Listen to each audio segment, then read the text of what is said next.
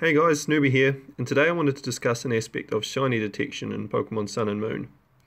If you've been following my GamePro videos, you'll know that one of the main methods involves measuring the length of time that the bottom screen is dark for. In 6th generation this was reasonably straightforward, as the bottom screen went dark at the beginning of an encounter, and it stayed dark for the entire duration until the end of the encounter. In Sun and Moon this has changed. Although the screen goes dark at the beginning of the encounter, it only stays that way for a few seconds and then lifts to a medium level brightness. It remains at that medium level for the remainder of the encounter until the menu opens.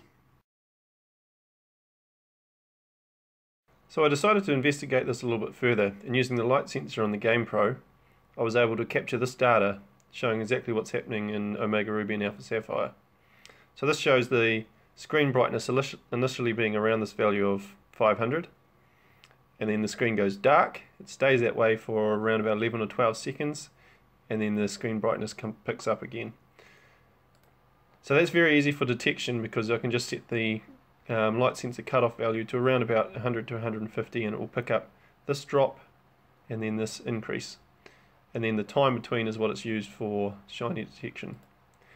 In Sun and Moon, however, this is what the profile looks like.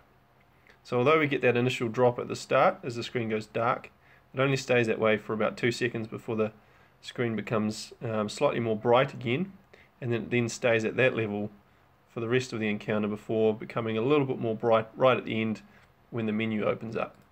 So obviously if we keep that same value as before for the light sensor, it's going to pick up when the screen goes dark, but then it's going to stop timing at this point here only a couple of seconds later, and we're not going to be able to detect the shiny.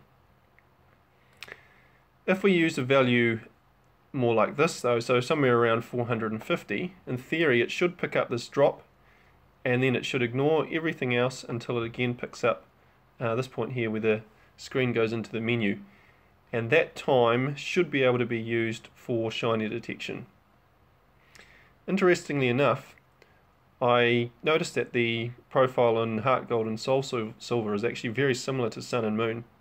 So when the bottom screen goes dark, it has this random blip where the screen goes white, a really bright white, just for a second, and then it goes to medium level brightness and then picks up right at the end again.